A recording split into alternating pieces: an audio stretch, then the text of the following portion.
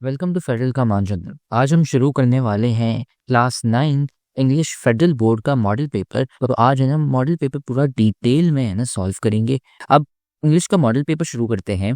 English के model paper में क्या है, देखें सेक्शन ए है आपका, सारे सवाल सॉल्व करने हैं। कितने सवाल हैं? 15 मार्क है। 15 मार्क्स के लिए 30 मिनट आपको दिए हैं। तो आपको मैं ये बोलूँगा कि अगर 15 सवाल हैं, ठीक है, आपके पास कितने सवाल हैं? 15 सवाल हैं और 20 मिनट है। तो आपको ये करना है कि 15 मिनट लगाने हैं किस चीज़ के लिए? सवाल सॉल्व करने में, और 5 मिनट आपको लगाने हैं ये सर्कलिंग करने के लिए और चेक करने के लिए अच्छा आपने सही किया है या नहीं। ठीक है, ये मैं आपको यानी कैसे करते हैं ये मैं आपको बताता हूँ। लेकिन साथ में एक चीज़ का ख्याल रखिएगा, लेड की पेंसिल ना यूज़ कीजिएगा। और दूसरा यहाँ पे रोल नंबर है, जैसे ठीक है आप अपना रोल नंबर यहाँ पे लिखेंगे, लेट से 2 है, यहाँ पे 2 आपने लिख लिया। फिर साथ में यहाँ पे है ना आप इसको ऐसे ही कलर भी कर लेंगे पूरा का पूरा। ठीक है, ये करके और साथ में यहाँ पे आप अपनी साइन यहाँ पे ना कीजिएगा, ये इन्विजिलेटर भाई साहब की साइन होगी या बहन जी की। आप है ना यहाँ पे साइन कीजिएगा, आप ला मैंने सिग्नेचर कीजिएगा। ठीक है, अब है ना हम सॉल्व करते हैं क्वेश्चन 1। ठीक है, क्वेश्चन 1 क्या है? Which of the following sentences illustrates the use of an adverb. ये मतलब कह रहा है कि ऐसा कौन सा सेंटेंस है यहाँ पे जो एडवर्ब यूज कर रहा है। एडवर्ब क्या होता है? एडवर्ब एक ऐसा अल्फाज होता है जो वर्ब को डिस्क्राइब करता है। तो एडवर्ब क्या होता है? एक ऐसा अल्फाज होता है जो वर्ब को ज्यादा डिस्क्राइब करता है। वर्ब क्या होते हैं? एक्शंस होते हैं। ठीक है, जैसे आप भाग रहे हैं, ठीक है, आई एम रनिंग, ठीक है, तो आप उसको डिस्क्राइब करते हैं कि आई एम रनिंग फास्ट। ठीक है, क्या हो गया? आप है ना डिस्क्राइब कर रहे हैं आपके वर्ब को, आपके एक्शन को ज्यादा डिस्क्राइब कर रहे हैं। एडवर्ब्स ये होते हैं। एडवर्ब्स को पहचानने के लिए यहाँ पे हमें ये 4 ऑप्शंस यहाँ पे दिए हैं। एडवर्ब्स को पहचानने के लिए एक सबसे बड़ी ट्रिक है ना जो हम बताते हैं, वो ये है कि जो अल्फाज आपका इससे एंड करता है, ठीक है, दो आपको है ना यहाँ पे देखिए, एल और वाई। अगर आपका कोई सा भी एक वर्ब है, ठीक है, वर्ड एक कोई सा भी हो यहाँ पे, और मैंने यहाँ पे डैश डाल लिया, कोई सा भी हो, अगर वो एल वाई से कम फिनिश हो रहा हो, ठीक है, आखिर में एल वाई आ रहा हो, इसका मतलब क्या है? वो एडवर्ब है। ठीक है, तो फॉर एग्जाम्पल मैंने यहाँ पे लिखा फास्ट, फास्टली, ठीक है, ये क्या हो गया? एडवर्ब हो गया। ठीक है, यहाँ पे कोई सा भी डाल दिया। ठीक है, एक और हम यहाँ पे डालते हैं फ्यूरियसली।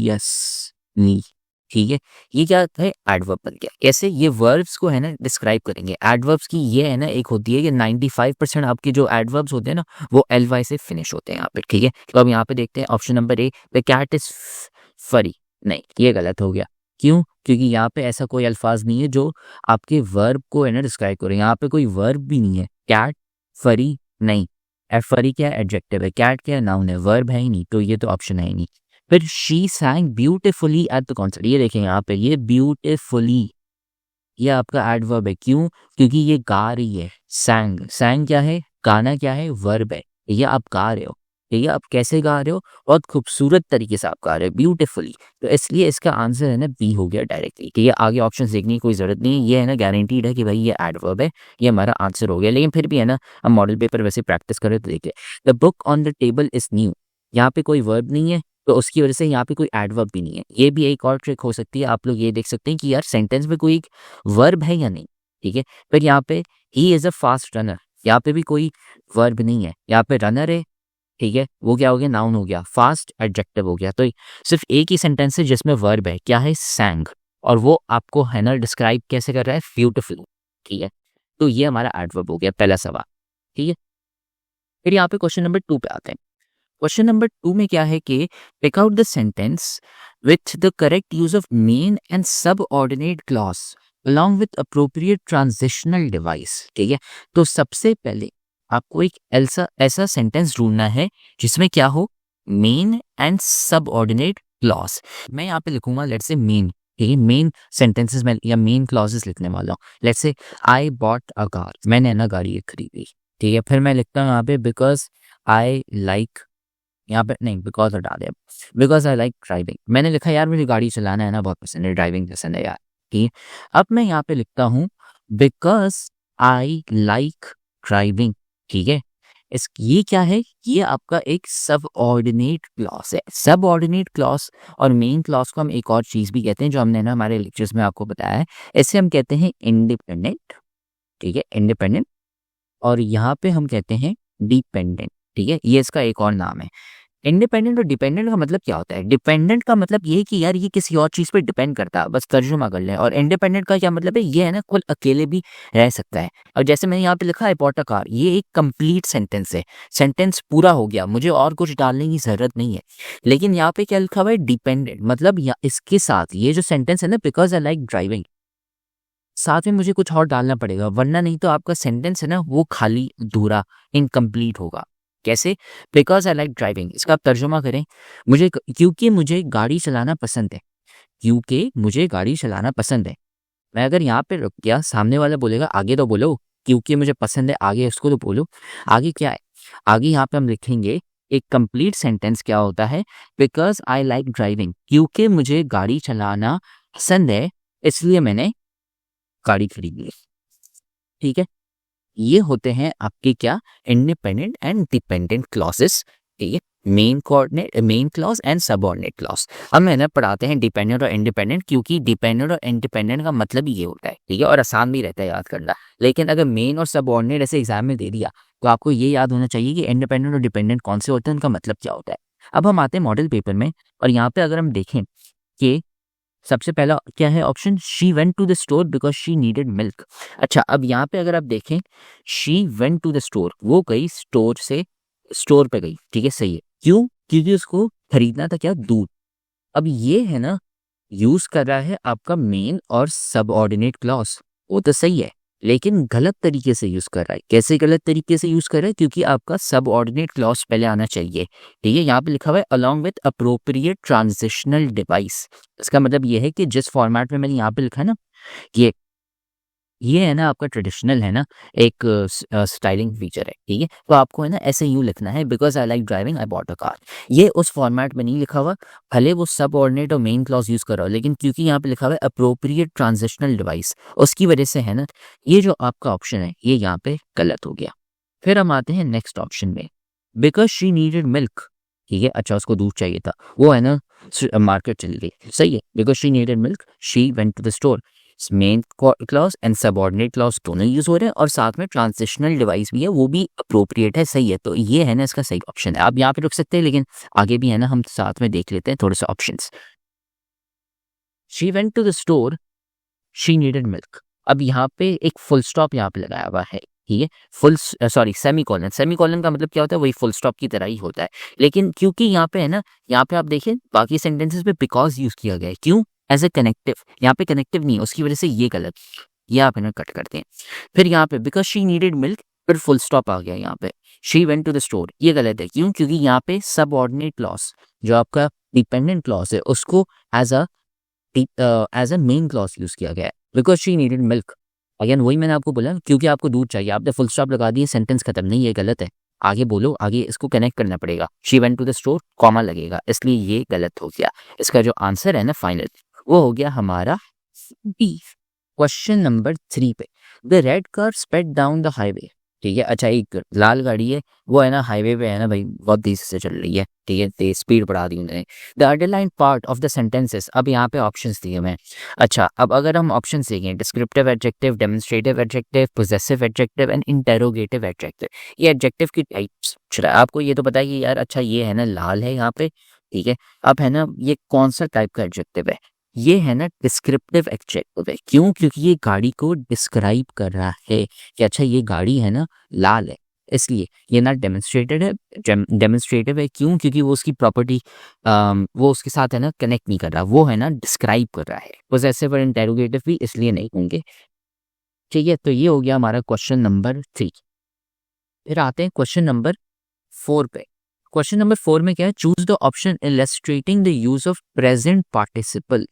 प्रेजेंट पार्टिसिपल, इसका मतलब ये है कि हमें एक तो प्रेजेंट टेंस चाहिए, दूसरा पार्टिसिपल। पार्टिसिपल का क्या मतलब होता है कि जो आपकी एंडिंग है ना, यहाँ पे एंड किससे करना चाहिए? वो होना चाहिए एंड ING से, ठीक है। आखिर में आपके पास आईएनजी होना चाहिए और साथ में प्रेजेंट टेंस होना चाहिए। ठीक है, इसका मतलब क्या है कि अगर मैंने कोई एक अल्फाज लिख लिया, ठीक है, रन, ठीक है, आई एम, अच्छा ये तो गलत अल्फाज हो जाएगा, रन लिखा मैंने, ठीक है, रन, फिर उसको है ना मैं कंप्लीट करूंगा रनिंग, तो ये क्या हो गया, आपका एक प्रेजेंट पार्टिसिपल हो गया। ठीक है, लेकिन साथ में कॉन्टेक्स्ट को भी ख्याल से रखना है। ठीक है, तो यहाँ पे मैंने पहला ऑप्शन देखते हैं, यहाँ पे पहला ऑप्शन क्या है, he loves to read short stories, ये गलत है। क्यों? क्योंकि एक तो यहाँ पे ये जो लव्स है ना और रीड है, ये भले प्रेजेंट टेंस में हो, लेकिन क्योंकि यहाँ पे आईएनजी नहीं है, आईएनजी ख्याल रखना है, ये चाहिए हमें और साथ में प्रेजेंट टेंस चाहिए, क्योंकि ये दोनों यहाँ पे नहीं है, उसकी वजह से ये ऑप्शन है ना यहाँ पे गलत गया। फिर दूसरा option the children are laughing uproariously, ये सही आंसर है। क्यों सही आंसर है? क्योंकि एक तो यहाँ पे लाफ, ठीक है, लाफिंग, लाफ आपका प्रेजेंट टेंस है, ठीक है, लाफ्ड नहीं है, तो एक तो प्रेजेंट टेंस आ गया, पास्ट टेंस और फ्यूचर टेंस नहीं, विल, लाफ ऐसे नहीं, लाफिंग मतलब अभी, ठीक है, प्रेजेंट टेंस और साथ में आईएनजी पार्टिसिपल, उसकी वजह से है ना ये प्रेजेंट पार्टिसिपल हो गया। ठीक है, तो आंसर हमारा है ना बी हो गया, आगे देखने की जरूरत नहीं, लेकिन फिर भी हम है ना देख लेते हैं। ठीक है, option number C, option number C में क्या लिखा हुआ है कि swimming is a healthy activity. अब यहाँ पे ख्याल रखिएगा, स्विमिंग यहाँ पे नाउन है, ठीक है, एज अ वर्ब, ये नहीं कह रहे कि ही इज स्विमिंग, नहीं, वर्ब होता है, चलो सही है, लेकिन ये क्योंकि नाउन है, इसको आप काउंट नहीं कर सकते, ये गलत हो जाएगा। ये भी ख्याल रखना आपने कि एक तो आईएनजी और साथ में क्या होना चाहिए, वर्ब होना चाहिए, नाउन नहीं होना चाहिए। नाउन हुआ ना तो फिर है ना गड़बड़ हो जाएगी, आंसर है ना आपका गलत हो जाएगा, एक मार्क है ना फ्री का आप है ना बोलेंगे। तो वर्ब का हमें है ना यूज करना है यहाँ पे। ठीक है, तो ऑप्शन सी गलत हो गया। फिर उसके बाद option number D, option number D में क्या है, laughing is a tonic for broken hearts. Again laughing यहाँ पे भी है, लेकिन एज अ नाउन है, ठीक है, एज अ जिरंड है, आप कह रहे हैं जिरंड है, ठीक है, इसको अगर आप यूज करना चाहें, a verb that is used as a noun, मतलब एक आप वर्ब को है ना नाउन की तरह यूज करें, वैसे हम कहते हैं जिरंड। ठीक है, जिरंड को स्पेल कैसे करते हैं, यहाँ पे मैं स्पेलिंग लिख लेता हूँ, GURUND, ठीक है, जिरंड, ये है ना, इसके साथ है ना आप कंफ्यूज ना कीजिएगा। जिरंड क्या होते हैं, मैं यहाँ पे लिख लेता हूँ, verbs that are treated like used, कह लेते हैं यूज्ड लाइक नाउन्स, ठीक है, जैसे swimming, swimming is a fun activity, ठीक है, यहाँ पे स्विमिंग आपको जिरंड हो गया, ऑल्दो ही इज स्विमिंग, ठीक है, इस केस में स्विमिंग को आप एज ए नाउन यूज कर रहे हैं, तो उसे हम बोलेंगे एज जिरंड, लेकिन जब इसको आप वर्ब की तरह यूज करेंगे तो वो वर्ब होगा। ठीक है, ये फर्क है, तो ये ख्याल रखिएगा, यहाँ पे ना ये ट्रिक है। ठीक है, इसके साथ है ना आप कंफ्यूज ना हो जाइए। तो ऑप्शन सी, ऑप्शन बी हमारा इसका हो गया। ठीक है, आपको भी एमसीक्यूज के अंदर फुल मार्क्स लेने हैं, फुल बिल्कुल। तो जी ये एमसीक्यूज के हमने टेस्ट बनाए हुए हैं, हर चैप्टर के, हर बुक के, टोटल 150 प्लस टेस्ट है, 1000 प्लस एमसीक्यूज हैं, 1300 प्लस 1400 प्लस एमसीक्यूज हैं, जिसकी आप तैयारी करें तो मैं आपको गारंटी दे सकता हूँ आपके एमसीक्यूज के अंदर फुल मार्क्स आने हैं। ये आप ले कैसे सकते हैं शीट को, हमारा व्हाट्सएप चैनल का लिंक है डिस्क्रिप्शन में, व्हाट्सएप चैनल का, वहां पर आप ज्वाइन करेंगे, 1-2 दिन में आपको हर दूसरे दिन ये शीट की लिंक आ रही होगी। पेपर के अंदर एमसीक्यूज नहीं होते, बाकी पार्ट भी होता है, जैसे short question, long question, numericals, writing वाला पार्ट। अगर आपको उसके अंदर भी टॉप करना है, उसके अंदर भी फुल मार्क्स चाहिए कि आपकी 95% 94% का रिजल्ट बने, आप खाली वो करें, वही के वही सवाल रिपीट हो, तो ये हम हमारे बैच वाले बच्चों को देते हैं। ये वाले ग्रैंड टेस्ट, ये स्पेशल ग्रैंड टेस्ट है, जो कि हर टीचर की एक एक को बनाने में, एक चैप्टर को बनाने में 8-8 घंटे की मेहनत है एक एक टीचर की, जिसको कंस्ट्रक्ट करने में। तो ये बेस वाले बच्चों के लिए हैं हमारे, लेकिन आप फ्री वाले जो हैं वो हासिल कर सकते हैं, ज्वाइन करें, और आप भी एमसीक्यूज के अंदर 90% से अबव मार्क्स ला सकते हैं। और हमारे बैच वाले तो अल्हम्दुलिल्लाह अल्लाह के फजलो करम से 287 प्लस बच्चे 90% से अबव सिक्योर किया है, सिर्फ इन चीज़ों को फॉलो करके। हमारे जो short questions, long question, numerical के जो ग्रैंड टेस्ट थे और जो नोट्स हमने दिए थे उनको, हमारे प्रीमियम। अब आते हैं हम क्वेश्चन नंबर 5 पे, which of the following options contains a clause. ठीक है, क्लॉज, क्लॉज को हमें ढूंढना है। ऑप्शंस अगर हम पढ़ें यहाँ पे, ठीक है, तो ऑप्शंस क्या हैं, he was running down to the street, he has been studying for hours, why they left early is known to us. फिर he greeted me with a smile. अगर आप देखें यहाँ पे इसमें सिर्फ एक ही ऑप्शन है जिसमें क्लॉज पड़ा हुआ है यहाँ पे, वो है option number C, why they left early. ये आपका है ना एक क्लॉज है, ठीक है। ये हो गया हमारा क्वेश्चन नंबर 5। फिर आते हैं हम क्वेश्चन नंबर 6 में। Choose the option illustrating the correct connotative meaning of the word luxury. इसका मतलब ये, यहाँ पे आप बोलोगे ये पता नहीं क्या अजीब करेक्ट कॉनोटेटिव मीनिंग, मतलब इसका मतलब ये सिनोनिम, मतलब मिलता जुलता, ठीक है। आपने यहाँ पे अल्फाज दे दिया लक्जरी। अब हमें देखना है कि ऐसा कौन सा अल्फाज यहाँ पे चारों ऑप्शंस में दिया हुआ है जो लक्जरी से ना मैच करता हो। तो पहला ऑप्शन है होम। अच्छा, होम मतलब ऐसा नहीं, होम लक्जरी से ऐसा कुछ रिलेट तो नहीं करता, तो इसको हम मैंने छोड़ देंगे फिलहाल। फिर आ गया पैलेस। हाँ भाई, पैलेस एंड लक्जरी, लक्जरी का मतलब क्या होता है भाई, मतलब आप है ना फर्स्ट क्लास भाई जिंदगी रह रहे हो, आपको एक पूरा महल मिल गया, आप बोलोगे भाई फर्स्ट क्लास चीज़ है यार पैलेस, इसलिए इसका आंसर देगा क्योंकि ये है ना डिस्क्राइब कर रहा है, ये है ना सिमिलर मीनिंग है टू लक्जरी, ठीक है। लक्जरी का अगेन क्या मतलब होता है कि मतलब आप है ना भाई अमीरों की तरह और सब है ना, ऐसे अलग अलग कॉन्टेक्स्ट होते हैं, लेकिन इस कॉन्टेक्स्ट में पैलेस में रहना एक लक्जरी है। क्यों भाई, पूरे महल पड़ा हुआ है आपके पास, भाई इतने सारे आपके पास गुलाम पड़े हुए हैं, आपके काम कर रहे हो वगैरह, आपको कोई काम करने की जरूरत नहीं है, आपने बस एक घंटी बजानी है, कोई भी आ जाएगा आपके पास, ये होता है पैलेस, ठीक है। तो ऑप्शन नंबर बी इसका आंसर हो गया क्वेश्चन 6 का। फिर आते हैं क्वेश्चन नंबर 7 में। Pick out the option which demonstrates the use of metaphor. हो, मेटाफर हमें ढूंढना है, ठीक है। अब हम देखेंगे पहला ऑप्शन टाइम इज मनी, यही है ना आपका आंसर है, टाइम इज मनी। कैसे? मेटाफर ये होता है कि आपने है ना दो चीजें जो बिल्कुल भी कनेक्टेड ना हो, ठीक है, आपने दो अलग ही कोई है ना चीजें ले ली और आपने उनको कनेक्ट कर दिया। जैसे टाइम इज मनी, भाई वक्त और पैसा आपने उनको मिला दिया, वक्त अलग चीज है, बिल्कुल ही अलग चीज है, टाइम एक तनी अलग ही चीज है, फिजिक्स की चीज है, और मनी भाई फाइनेंस की चीज हो गई, आपने है ना दोनों को कंबाइन कर दिया, आपने बोला कि वक्त है ना पैसों के बराबर है।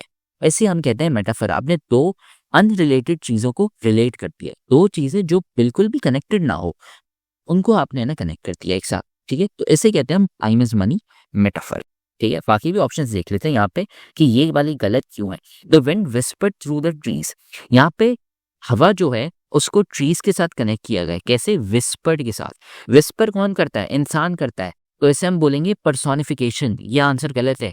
क्यों? क्योंकि पर्सोनिफिकेशन हो रही है, जो चीज इंसान करता है वही आपकी है ना नॉन लिविंग चीज कर रही है। यहाँ पे हवा है वो है ना इंसानों की तरह विस्पर कर रही है, उसे हम कहते हैं पर्सोनिफिकेशन। तो ये ऑप्शन गलत हो गया, मेटाफर नहीं है। फिर option number C, her smile was as bright as the sun, ये हो गया सिमिली। कैसे? क्योंकि यहाँ पे एज यूज किया गया ना, अगर हम लाइक या एज यूज करते हैं तो इसका मतलब ये है कि सिमिली, मतलब कंपेयर किया जा रहा है यूजिंग एज, लाइक और ऐसे वाले टर्म्स, तो इसे हम बोलते हैं सिमिली, और हमें सिमिली नहीं मेटाफर चाहिए, तो ये गलत हो गया।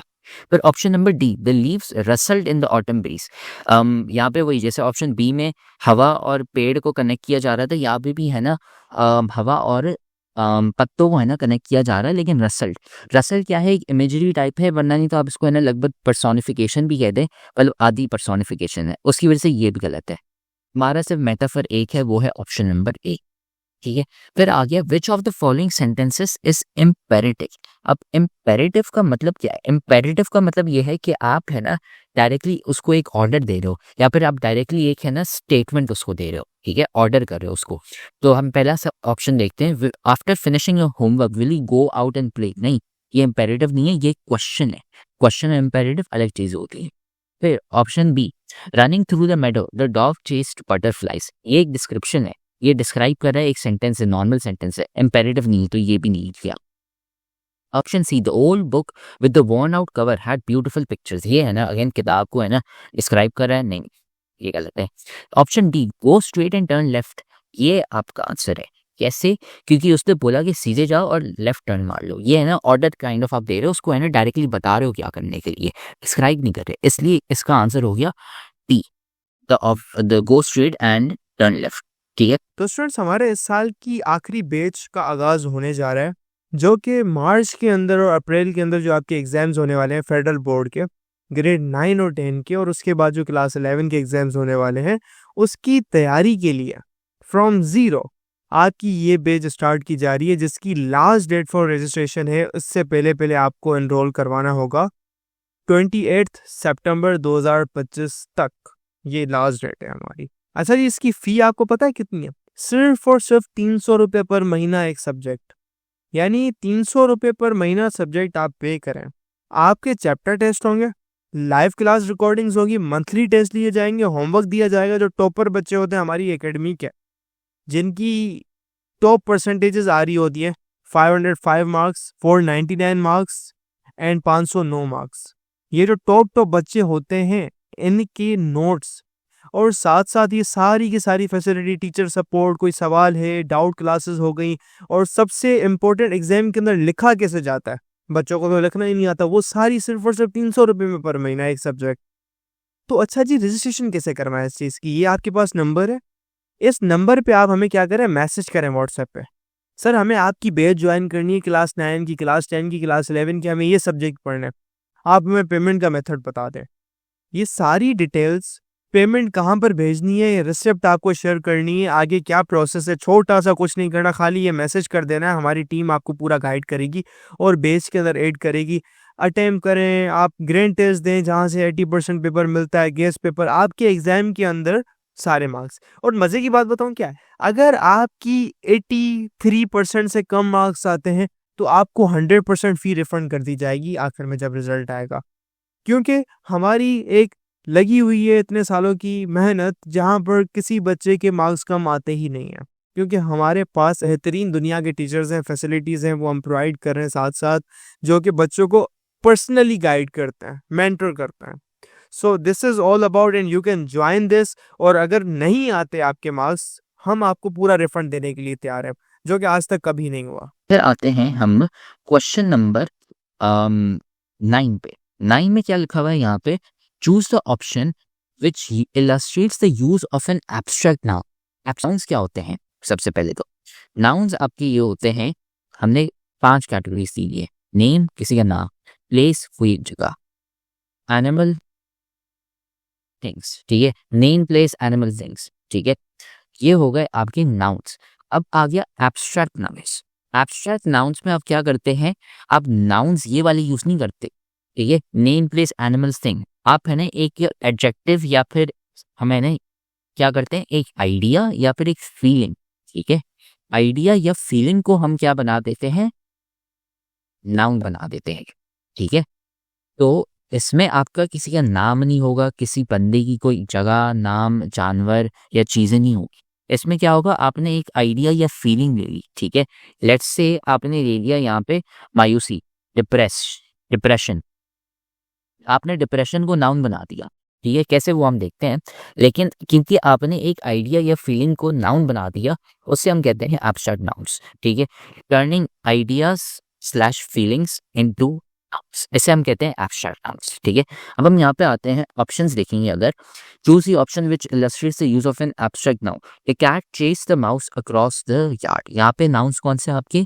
कैट हो गया, माउस हो गया और यार्ड हो गया। इसमें कोई एब्स्ट्रैक्ट नाउन नहीं है, तो इसलिए ये है ना आपका गलत एग्जाम। फिर आते हैं, the children built a sand castle on the beach. Children हो गए, उन्होंने क्या बनाया? सैंड कैसल और बीच। ये भी आपके नॉर्मल नाउन्स हो गए, एब्स्ट्रैक्ट नाउन्स नहीं है, तो ये गलत है। फिर she felt a surge of happiness. यहाँ पे देखिए हैप्पीनेस, उसको क्या बना दिया गया? नाउन बना दिया गया, एब्स्ट्रैक्ट नाउन। कैसे? क्योंकि उसको क्या फील हुआ? Surge of happiness. क्योंकि यहाँ पे सर्ज ऑफ हैप्पीनेस लिखा हुआ है, उसको ये फील हुआ है, उसकी वजह से ये हो गया आपका एक एब्स्ट्रैक्ट नाउन, ठीक है। तो आपका आंसर हो गया सी। अब यहाँ पे ऑप्शन डी भी देख लेते हैं। Plants are the primary source of oxygen. यहाँ पे प्लांट्स हो गया, ठीक है, और ऑक्सीजन, ठीक है। ये हो गए आपके नाउन्स, उसकी वजह से ये गलत है। तो इसलिए आपका जो फाइनल आंसर है ना, ऑप्शन सी, क्योंकि उसमें हैप्पीनेस लगा हुआ है, ठीक है। फिर अब हम आते हैं क्वेश्चन नंबर 10 में। The correct synonym of the word elated is. अब इलेटेड क्या होता है? इलेटेड की है ना, हमें क्या देखना है? एक काइंड ऑफ लाइक एक सिनोनिम लिखना है यहाँ पे। डिलाइटेड, कंफ्यूज, डिप्रेस, डिजेक्टेड, ठीक है। अब अगर आपको इलेटेड का मतलब पता है, ठीक है, अगर आपको पता है इलेटेड का, मैं समझता हूँ आपकी है ना वोकैबुलरी बहुत अच्छी है, तो आपको पता है कि आंसर ए है। लेकिन लेट्स से आपको नहीं पता, आप पहली दफ़ा इलेटेड सुन रहे हो, आप बोल रहे हो पता नहीं सर क्या चूज़ करें, रिलेटेड का मतलब ही नहीं पता। टेंशन लेने की ज़रूरत नहीं है, हम आपको एक है ना ऐसी ट्रिक बताएंगे जो हम है ना हमारी ट्यूशन वाले बच्चों को बताते हैं।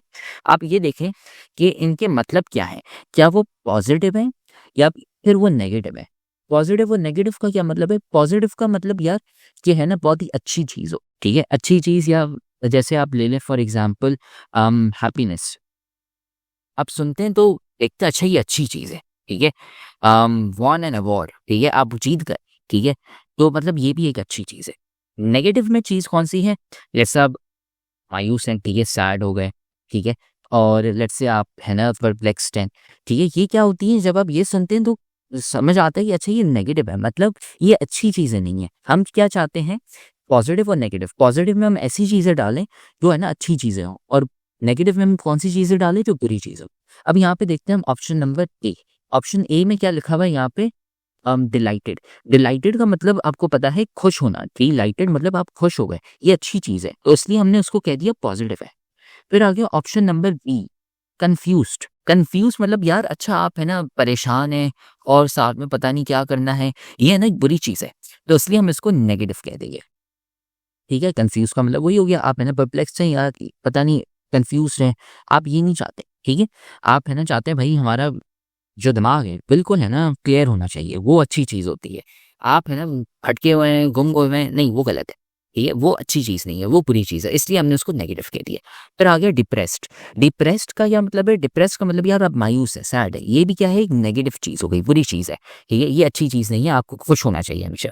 फिर डिजेक्टेड, ठीक है? अगेन ये भी है ना नेगेटिव चीज़ हो गई, आपको है ना मना किया गया है, आपको यानी इग्नोर मार दिया, तो ये भी है ना बुरी चीज़ है, आपको ऐसा नहीं करना चाहिए।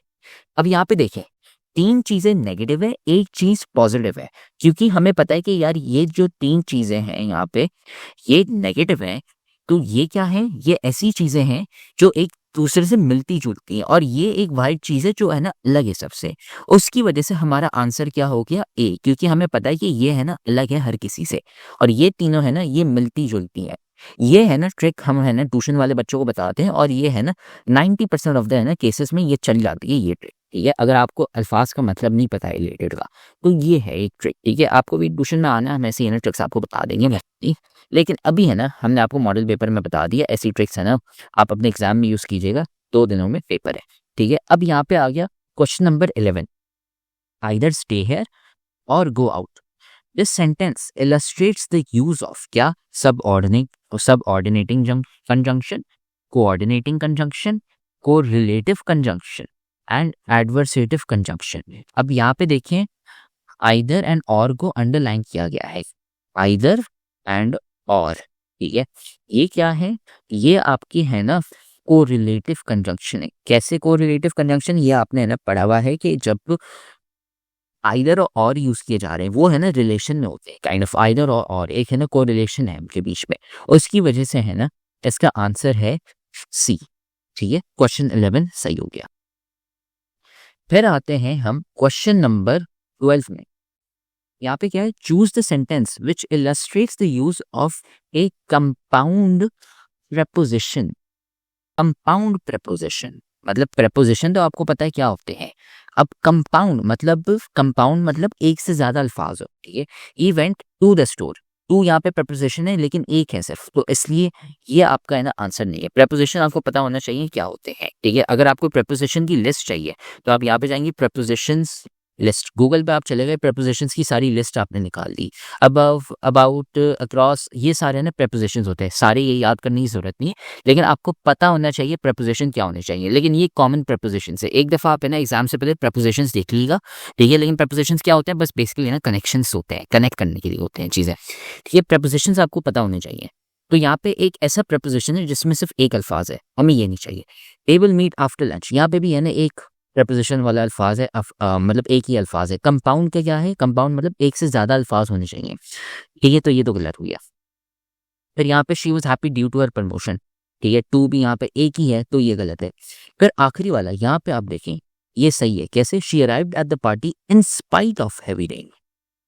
भले भाई भी बारिश हो, फिर भी इन स्पाइट ऑफ क्या होता है? प्रपोजिशन होता है, उसकी वजह से, क्योंकि इसमें कंपाउंडेड प्रपोजिशन है। ये कंपाउंड प्रपोजिशन कैसे है? क्योंकि यहाँ पे 3 अल्फाज यूज हो रहे हैं, एक अल्फाज नहीं 3 अल्फाज, 3 अल्फाज मिला के एक प्रपोजिशन बन रहा है, क्योंकि सिर्फ एक अल्फाज नहीं, आप पिछले वाले देख लें, टू यूज़ किया गया है खाली, आफ्टर यूज़ किए गए। ये सारे क्या है, सिंगल वाले वर्ड्स के हैं ना। जैसे एलिमेंट्स और कंपाउंड्स होता है केमिस्ट्री में यार, एलिमेंट में क्या होता है, सिर्फ एक ही होता है। कंपाउंड में क्या होता है, बहुत सारे एलिमेंट्स होते हैं एक साथ। वैसे ही इसमें भी है ना, प्रेपोजिशन में आप वही कॉन्सेप्ट लगा लें।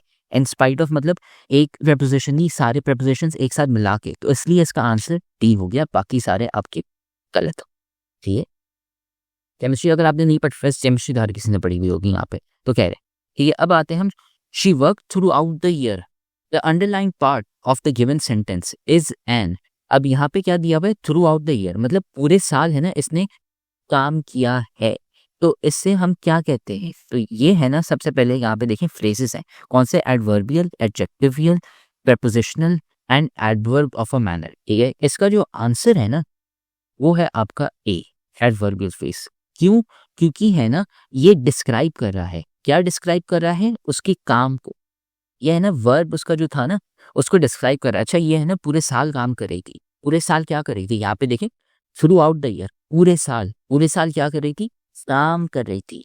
तो ये है ना वर्ब को डिस्क्राइब कर रहा है। इसकी वजह से एडवर्ब मैंने शुरू में बताया था, एडवर्ब्स क्या होते हैं, जो वर्ब्स को डिस्क्राइब करते हैं। लिखा हुआ है यहाँ पे एड और वर्ब। एड और वर्ब कैसा है, एड मतलब एडजेक्टिव से, और वर्ब मतलब जो आप है ना कर रहे हो काम। ठीक है, वर्ब जो एक्शन दे रहे हो। वर्ब क्या होते हैं, एडजेक्टिव जो वर्ब को डिस्क्राइब करते हैं। तो उसकी वजह से, क्योंकि ये आपके काम, आप काम कर रहे हो पूरे साल, काम को डिस्क्राइब कर रहा है कि पूरे साल आप काम कर रहे हो, तो उसकी वजह से ये एडवर्ब हो गया। ठीक है, एडवर्बियल फ्रेज इसका है ना आंसर होगा, क्योंकि एक अल्फाज यूज नहीं किया जा रहा है यहाँ पे। ठीक है, अब आते हैं क्वेश्चन नंबर 14 में, the sentence illustrating the correct use of tense and aspect of time is. अच्छा, अब यहाँ पे हमें सवाल पढ़ने और देखने के, अच्छा यहाँ पे aspect of time and tense मतलब टाइम्स, और ये है ना मतलब भाई सिंपल है ना, ग्रामर का सवाल है, ये हमें देखना है। ठीक है, सो क्वेश्चन नंबर 1 हो गया, he had come to see me yesterday. ठीक है, ये है ना कल आया था मेरे पास, ठीक है देखने, ठीक है ये कल मुझे देखने आया। ठीक है, he has come to see me yesterday. ठीक है, फिर उसके बाद हमने देखा ही came to see me yesterday, और चौथा he used to come to see me yesterday. सबसे पहले आपने ये सारे ऑप्शंस पढ़ने हैं। ठीक है, ये हमने पढ़ लिया। इसमें से है ना देख के आपको ये पता होना चाहिए कि ई और बी गलत है। क्यों, क्योंकि ये है ना अजीब से साउंड कर रहे हैं। He has come to see me yesterday, भाई ये गलत है, हैज यहाँ पे ऐसा नहीं, गलत है। ठीक है, फिर उसके बाद he used to come to see me yesterday, ये भी गलत है। मतलब ये मुझे है ना देखने आता था कल, भाई क्या मतलब है, कल देखने आता था, ये गलत है। ठीक है, अब बचा क्या, ऑप्शन ए और सी। ऑप्शन ए भी गलत है। क्यों, ये भले आपको सही लगे लेकिन ट्रिक है, ही हैड कम टू सी मी, मतलब ये कल मुझे देखने आया था, ये गलत है। ही केम टू सी मी, केम यहाँ पे यूज होगा, हैड कम नहीं यूज होगा यहाँ पे। ठीक है, तो इसकी वजह से ये गलत है, और यहाँ पे जो आंसर है हमारा वो होगा सी। ठीक है, तो गलत कलर यूज हो गया, आ गया क्रीम कलर, ये है ना इसका आंसर है, बाकी है ना ये गलत है। ठीक है, अब आखिरी सवाल पे आते हैं सेक्शन ए के। सेक्शन ए में there was dash cow grazing in the field, choose the correct article to complete the sentence. तो अच्छा, अब यहाँ पे there was dash cow grazing in the field, अब यहाँ पे आप डालेंगे देयर वाज द काउ, ये गलत है। द काउ गलत क्यों है, क्योंकि यार पहले काउ को मेंशन नहीं किया गया, तो द तो आप डायरेक्टली हटा देंगे। नो आर्टिकल, ये भी गलत, हटा दें, भाई लगाना पड़ेगा। There was cow grazing in the field, वो गलत है। बचा ए एंड एन, तो आंसर क्या होगा यहाँ पे, एन नहीं होगा। क्यों, क्योंकि एन तब होता है जब वो वावल्स के लिए होता है, वावल्स वाली नॉइज हो। यहाँ पे काउ है, क्योंकि है ना कंसोनेंट का साउंड है यहाँ पे, उसकी वजह से ए होगा। There was a cow grazing in the field. तो हाँ, अब है ना सही से सेंस कर रहा है। आप यहाँ पे है ना अपने ऑप्शंस है ना यहाँ पे डाल के भी चेक कर सकते हैं। लेट्स से मैंने यहाँ पे डाला ए, सो यहाँ पे मैंने लिखा अब there was a cow grazing in the field. अब सेंस कर रहा है, यस सेंस कर रहा है। अब मैं यहाँ पे कुछ और डालता हूँ, लेट्स से मैं डालता हूँ an, there was an cow grazing, नहीं गलत है भाई, पूरा कंप्लीट करने की जरूरत नहीं है। ठीक है, ऐसे आप चेक करेंगे। अब आपने क्या किया, यहाँ पे है ना सारे आपने अपने एमसीक्यूज है ना हाईलाइट कर लिए। ठीक है, आपने है ना डायरेक्टली यहाँ पे कलर नहीं करना है। क्यों, आपने यहाँ पे कलर किया, फिर आपने देखा अच्छा नहीं यार ये गलत, मैंने गलत कलर कर दिया, आपका टाइम भी जाएगा और है ना टेंशन भी खाम की होगी। आप क्या करेंगे, पहले यहाँ पे है ना जैसे मैंने अभी यहाँ पे टिक मारे मैं, आप है ना हल्का सा यहाँ पे है ना छोटा सा टिक मार लें, ये बताने के लिए अच्छा ये सही है। ये आपने शुरू के 15 मिनट में करना है। जब आपके 15 मिनट पूरे हो जाए, मैंने शुरू में बताया था ना कि 15 मिनट आपने क्या करना है, सॉल्व करना है, 5 मिनट आपने चेक करना है और सर्कल करने हैं। तो आपने है ना, अब देखिए यहाँ पे छोटे-छोटे से टिक मार दिए, ठीक है? मैंने तो बड़े वाले मारे हैं क्योंकि मैं तो भाई एग्ज़ाम नहीं दे रहा, आपने एग्ज़ाम देना है। लेकिन आप है ना छोटी सी यहाँ पे टिक मार के ये कह सकते हैं अच्छा नहीं, इसका आंसर बी है। अब आखिरी के जो 5 मिनट है, जब एग्ज़ाम के बच्चे हों, आप यहाँ पे आएँगे, ऐसे ही सर्कल करते जाएँगे यहाँ पे। ये 5 मिनट आप इस पे लगाएँगे और ये भी चेक करने के लिए अच्छा मैंने है ना सही से किए हुए हैं या नहीं, ठीक है? सर्कलिंग आप आखिर में करेंगे, शुरू में आप सिर्फ सॉल्व करने हैं। सॉल्व करना और सर्कल करना एक चीज़ साथ में ना करें, मल्टीटास्क ना करें, कहीं गलती ना हो जाए। आपने है ना ये ना कर लिया हो कि भाई अच्छा गलत है ना, अच्छा अब टेंशन हो रही है यार, अच्छा नहीं गलत किया है, नहीं टेंशन ये अभी नहीं लेनी है। आपने हल्का सा बस यहाँ पे टिक मार के बस चेक कर लेना है, अच्छा ये है ना सही आंसर है मेरा। फिर है ना यहाँ पे आखिर में आके जब मैंने सारे सॉल्व कर लिए, 5 मिनट अपने के लिए बचा के रखें, आखिरी के 5 मिनट में सिर्फ यहाँ पे है ना सर्कल करते जाए, ठीक है? ये है ना ट्रिक आपको एग्ज़ाम में बहुत काम आएगी, ठीक है? इससे हमारा क्या हो गया, सेक्शन नंबर ए कंप्लीट हो गया। तो देखिए मसला बताऊँ कहाँ आता है? मसला इस जगह पर आता है कि जब हमारा जो स्टूडेंट है वो देने जाता है एग्ज़ाम, तो उसे यही नहीं पता होता एग्ज़ाम लिखते कैसे हैं एग्ज़ाम के अंदर। अच्छा जी, उसका कॉन्सेप्ट अच्छा होता है, उसको चीज़ें आ रही होती है, लेकिन उन्हें अल्फ़ाज़ों में बयाँ कैसे करें वो तो पता ही नहीं है। अंग्रेज़ी अगर आप देखें माशाल्लाह से उसकी इतनी अच्छी होती है कि शेक्सपियर खुद रोने पर आ जाता है। अब देखो जी, हमारे पास हमारी बैच के अंदर हम बच्चों को लिखना सिखाते हैं, ये देख रहे हैं, ये नोट्स मैं आपको दिखा रहा हूँ। इस तरीके से एक-एक सवाल को लिखने का जवाब सिखाया जाता है फ्रॉम बेसिक, ज़ीरो से लेकर कि आप लिखें कैसे कि जो एग्ज़ामिनर है आपके फुल बाय फुल मार्क्स दें आपके। ये जो सिर्फ़ और सिर्फ़ फैसिलिटी है, ये हमारे बैच वाले बच्चों के लिए है। सो देखिए, इस नंबर पे आप कॉन्टैक्ट करके हमारे बैच के अंदर एनरोल हो सकते हैं और जिसके अंदर आप भी इसी तरीके की एग्ज़ाम राइटिंग सीख सकते हैं। तो अभी आएँ और अभी एनरोल करें।